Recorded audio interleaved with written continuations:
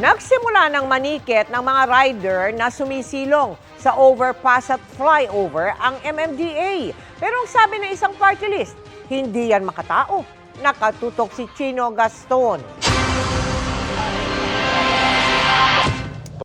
Nag-ikot ng MMDA Traffic Enforcement Bureau sa EDSA kanina.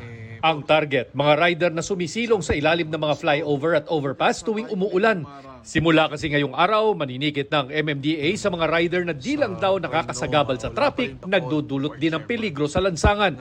Sa kuha ng MMDA sa May Cubao kaninang alas 6:30 ng umaga, 3 lane sa northbound lane ng EDSA ang sinakop ng mga nakamotor.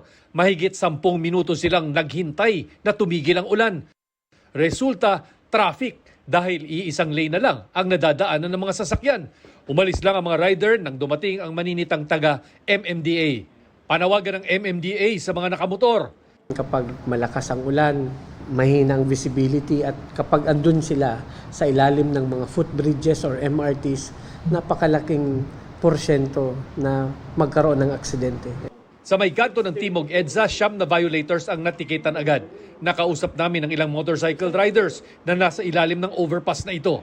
Yun naman tama po yun. Kasi katulad nung ng biglaan na pag-ulan. Siguro sir, yung tumitigil talaga kasi magminsan kasi naka-traffic naman talaga. Yung iba to talaga, pupunta na sa siyempre nakakabala sila. Kagaya ko siya, nandito ako, siyempre medyo pahinga ng konti na hintay ng booking.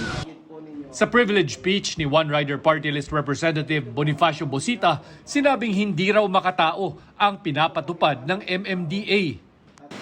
Ayon sa MMDA, binabalangkas na raw ang kasunduan sa mga may-ari ng gas station sa EDSA para maglagay ng mga tent kung saan pwedeng tumigil ang mga motorcycle rider tuwing malakas ang ulan. Para sa GMA Integrated News, Chino Gaston, nakatutok, 24 oras. Good news mga kapuso! Maaari niyong mapanood ang 24 oras at iba pa naming mga newscast sa aming YouTube channel. I-click lang ang subscribe button na lalabas sa screen. Sa mga kapuso abroad, maaari niyo kaming masubaybayan sa GMA Pinoy TV at sa www.gmanews.tv.